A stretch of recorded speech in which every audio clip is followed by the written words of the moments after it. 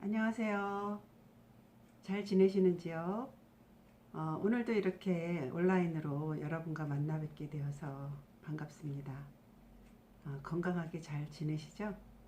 음, 오늘 수업은 저희가 다루고 있는 천연 아로마 에센셜 오일을 가지고 우리가 겨울철에 감기에 잘 걸리잖아요. 그래서 감기에 효능이 있는 그런 아로마 오일을 선별해서 그 아로마 오일을 가지고 손쉽게 휴대하면서 케어할 수 있는 그런 제품을 여러분과 만들어 보려고 해요. 그래서 오늘은 그 아로마 롤러 두 가지를 제가 준비를 했고요.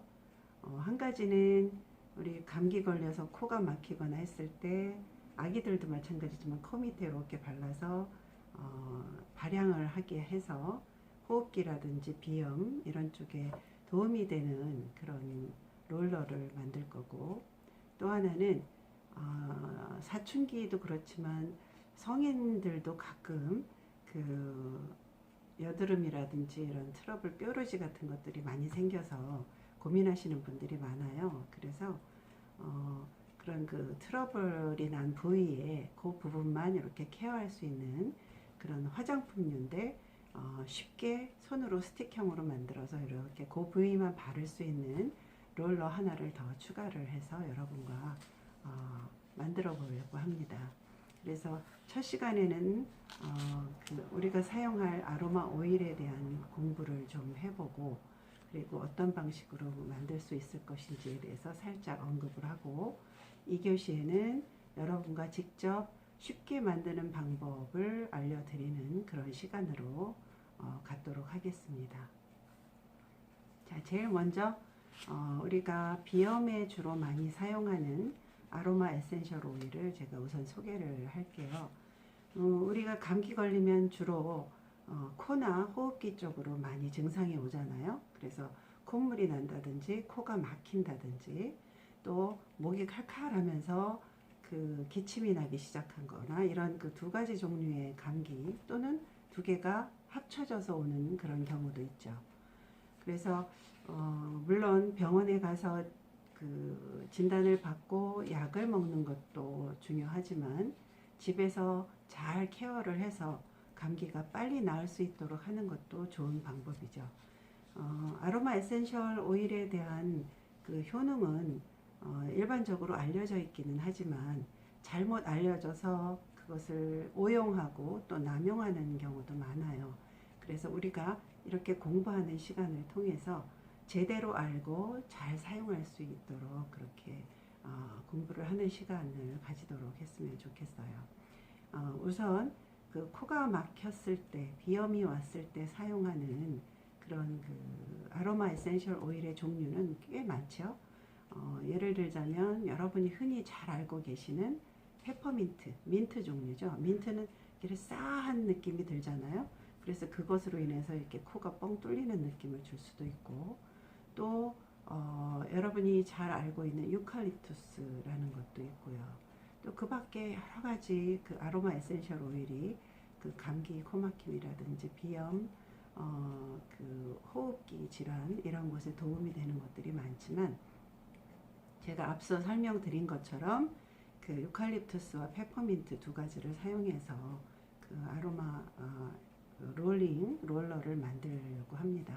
물론 어느 한 가지를 써도 상관은 없어요. 그런데 제가 가급적이면 두 가지를 써서 조금 더 효능을 높일 수 있는 그런 그 제품을 한번 만들어 보려고 기획을 했던 거고요. 여러분이 감기 걸려서 이비인후과를 가거나 병원을 가면 간혹 특히 이비인후과에 가면 선생님과 진료를 마친 다음에 밖으로 나와서 이렇게 그 호흡기에 대는 수증기가 나오는 어떤 기계에 대고 흡입을 하라고 하죠.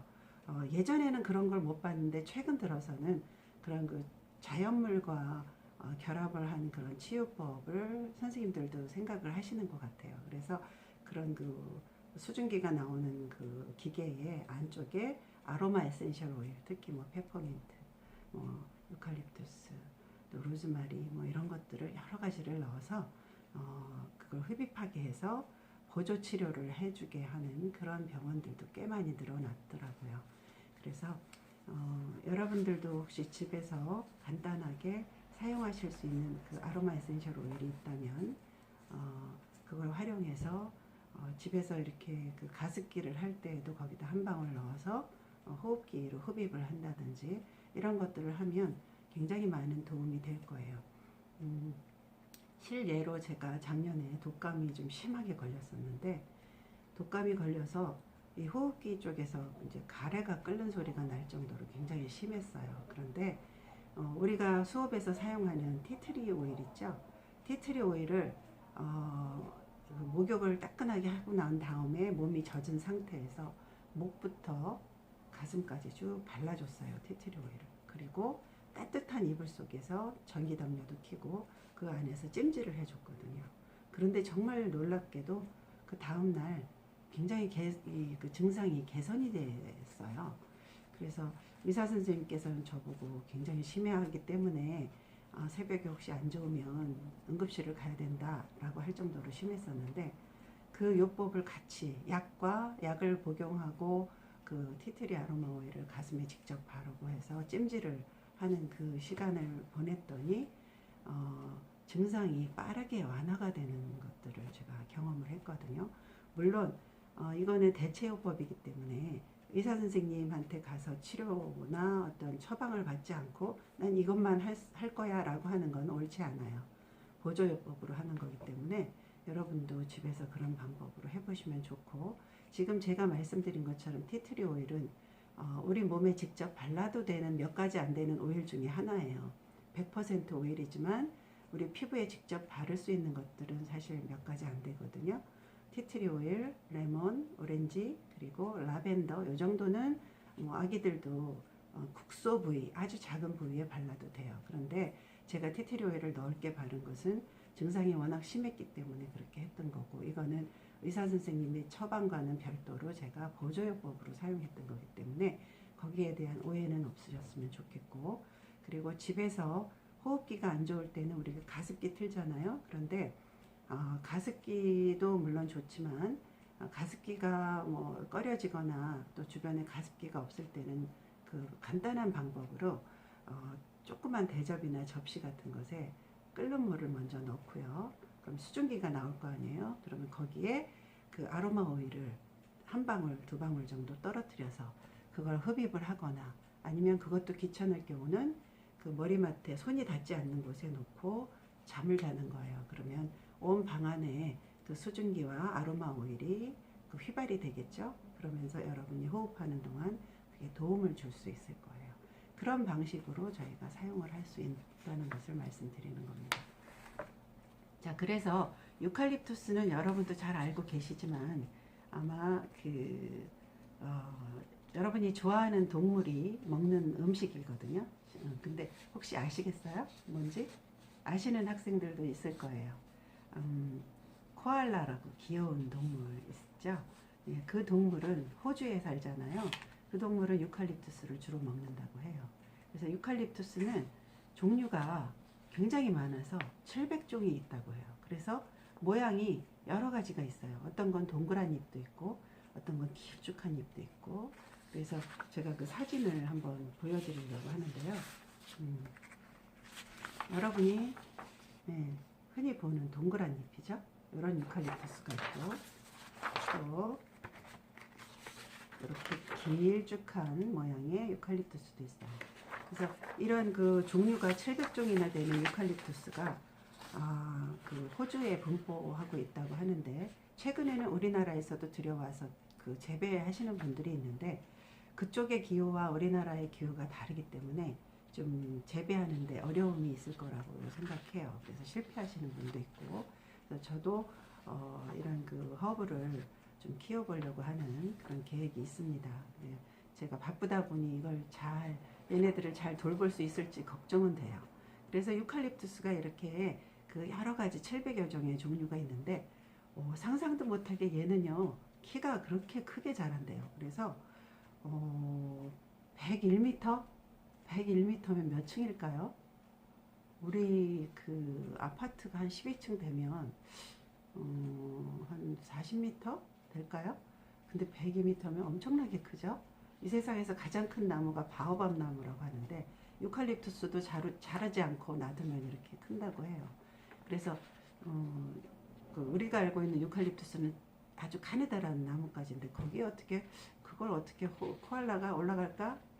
그렇게 생각하는 분도 있을 거예요. 근데 사실은 나무가 오래 시간이 지나면서 이제 굵어지고 키도 커지고 하다 보니까 이제 유칼립투스 나무에 올라가서 가지를 꺾어서 먹고 그렇게 되는 거죠. 그래서 유칼립투스가 이렇게 여러 종류가 있기도 하고요. 또 얘네들이 주로 유칼립투스에서 아로마 오일을 정제해서 유칼립투스 기름을 저희가 쓰기도 하지만 얘네들은 차로 마시기도 하는 그런 경우도 있고, 그래서 전설이 또 있다고 해요.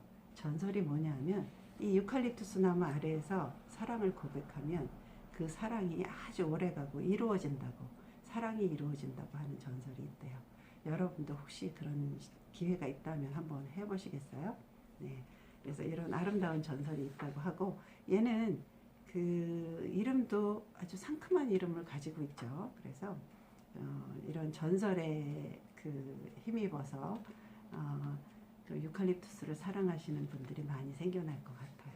그래서 유칼립투스를 저희가 이런 방법으로 활용할 수 있는데 주로 호흡기라든지 염증, 비염 이런 것에 많이 활용을 하고요.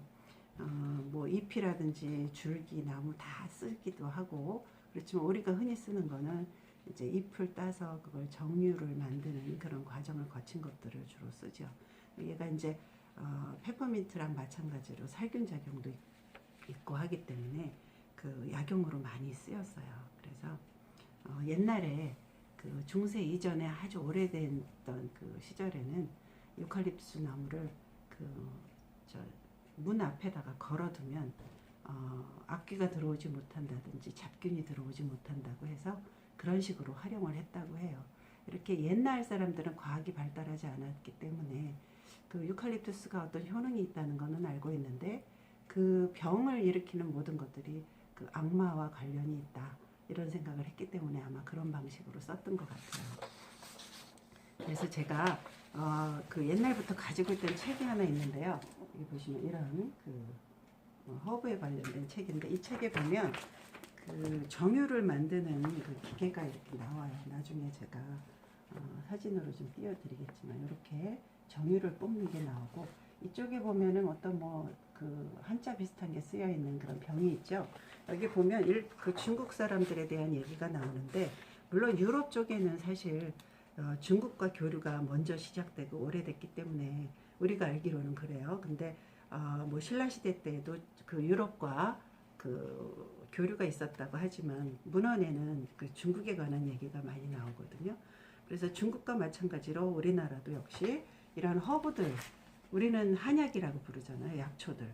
그런 약초들로 정제를 해서 뭐 쓴다든지 약으로 쓴다든지 했던 거고요. 그래서 여기에도 그런 중국 사람들은 그런 약초를, 허브를 약으로 사용한다라는 그런 얘기들이 있어요. 근데 유럽 쪽에서는 사실 이런 약초를 쓰는 거는 1400~500년 이전에는 이런 약초를 다루어서 뭐 병을 고친다든지 하는 사람들은 마녀라고 해서 화형도 시키고 그랬잖아요. 그런데 1500년대에는 아마 유럽에서도 이런 허브에 대한 그런 공부를 시작을 했던 것 같아요. 그래서 화학자들이 많이 공부를 해서 이런 허브들의 특별한 효능이 있다라는 것을 밝혀내고 점점 이렇게 공부를 해가면서 책으로 기록하고 했던 거예요. 그래서 여기 사진에 보시면 이 화학자가 유명한 사람인데, 이 사람이 특히 허브에 관련된 그런 공부를 좀 많이 했던 것 같아요. 그래서 이분이 1530년대에 태어나서 허브에 대한 공부, 그리고 책도 쓰고 이런 일들을 했다고 해요. 그래서 이름이, 이 사람은 레오나르드 서네이저라는 사람이에요. 그래서 이 사람이 혁혁한 효과를 업적을 세웠기 때문에 이렇게 목판에다가 이 사람의 얼굴을 새겨서 기록을 해놨던 그런 기록이 있고, 이런 책들에 보면 여기는 그림이 너무 예뻐서 제가 가지고 있는데요. 이렇게 보시면 여러 가지 이런 그 그림들을 직접 손으로 그린 거예요. 손으로 그려서 여기에는 어떤 이 그 식물은 어떤 특징이 있고 어떤 모양이고 또 이것을 약으로 활용하는 방법은 무엇이 있다. 그런데 항상 맨 마지막에 보면 그게 있어요. 너무 과용해서 사용하면 그 부작용을 일으킬 수 있기 때문에 주의해야 된다. 그런 얘기를 꼭 하고 있어요. 뭐든지 그래요. 그리고 간혹 아로마 에센셜 오일도 그 너무 지나치게 많이 쓰는 분이나 또는 그 이걸 직접 에센셜 오일을 먹는 분들도 있어요. 간혹 그런 제품을 파는 분도 있는데 물론 저희가 사용하는 것과 먹을 수 있다는 그 아로마 에센셜 오일은 똑같아요. 근데 그것을 먹는 것은 저희가 권장하지 않아요. 왜냐하면 100% 농축된 것을 아무리 희석해서 먹는다고 해도 굉장히 많은 양이에요. 우리가 호흡하는 것과 또 먹는 것과 다르거든요. 그래서 절대로 먹는 것은 제가 권하지 않고요. 그 먹는 방법을 해서 시간이 지나면 얘가 간에 굉장히 무리가 돼서 간을 다치게 돼요. 간이 다치면 우리의 생명의 기능이 굉장히 많이 떨어지고 죽음으로 이를 수 있거든요. 그래서 절대로 먹는 것은 누가 권하더라도 될 수 있으면 하지 마시고 호흡하는 것들로만 주로 이용을 하셨으면 좋겠고 너무 많이 사용하지 않도록 하세요. 그리고 제가 이렇게 보여드리는 이 사진은 좀 흐리게 나왔는데 나중에 제가 한번 또 띄워드릴게요. 얘는 바카예요. 바카는 영어로 민트라고 하잖아요. 그래서 우리가 알고 있는 페퍼민트, 오늘 사용할 페퍼민트 역시 바카 종류죠. 그래서 페퍼민트는 그 물바카라는 것과 그 스피어민트라고 하는 거 우리 껌에도 냄새 나는 거 있죠. 그것의 교잡종이라고 해요. 그게 이제 그래서 페퍼민트라는 것이 나왔고 냄새가 턱 쏘는 그런 느낌이 나서 페퍼, 후추죠. 후추하고 민트를 합쳐서 페퍼민트라고 그렇게 불렀다고 합니다. 그래서 오늘 페퍼민트를 저희가 소개를 하게 되는데 옛날에는 식용 그리고 방향제 이런 걸로 썼다고 하고 유럽에서도 이제 그 그리스 로마 시대에는 이제 목욕할 때 방향제로도 썼다고 해요. 그래서 얘는 그 약간의 그 싸하는 느낌이 피부를 이렇게 순간적으로 마비를 시키는 기능도 있고 그리고 헤어제로도 사용하고 네, 뭐 발한제로도 사용을 하고 여러 가지 용도로 사용할 수 있고 마찬가지로 유칼립투스처럼 감기, 천식, 기관지염, 호흡기 질환에 많이 사용을 하는 그런 그 허브 중에 하나예요. 그래서 여러분 허브 그러면은 이런 페퍼민트, 뭐 유칼립투스 우리가 잘 알지 못하는 이런 것들만 있는 거라고 생각하시지만 재밌는 게 여기 보면 이 책에 보면 당근도 나오고요, 마늘도 나와요. 여러분들 마늘을 싫어하는 귀신이 누가 있어요? 잘 아시는 흡혈귀, 그죠? 흡혈귀들이 마늘을 싫어한다고 하죠. 그래서 마늘의 효능도 여기 나오거든요. 영어로 된 이쪽에 책에 보면 효능이 나오는데 너무 재밌어요. 그래서 그 허브라는 게 별게 아니고 우리 주변에 있는 모든 식물들이 허브라고 불리는 거고요. 그것들을 어느 부위를 농축해서 또는 뭐 말려가지고 갈아서 쓴다든지 차로 마신다든지 이런 방식으로 썼던 게 바로 그 허브의 효능을 누렸던 그런 그 메디컬 효과를 누렸던 거고 여기 보시면 당근 보이시죠? 네. 그래서 이렇게 우리가 흔히 알고 있는 것들이 다 그런 그 약용 효과를 가지고 있다는 거고 이게 바로 또 그 민트. 네. 여기 보시면 페퍼민트라고 써 있죠? 꽃이 예쁘죠? 예, 민트 사진을 보여드렸어요. 그래서 마늘이라든지 쑥이라든지 이런 모든 것들이 전부 허브의 그 약용 허브의 효능을 가지고 있다는 것을 여러분이 좀 아셨으면 좋겠어요. 그래서 이렇게 오늘 첫 시간에 그 민트와 또 유칼립투스에 대한 그 설명을 드렸습니다. 여러분 재밌게 들으셨으면 좋겠고요. 자, 2교시에서 우리 직접 만드는 거 보여드리도록 할게요. 수고하셨습니다.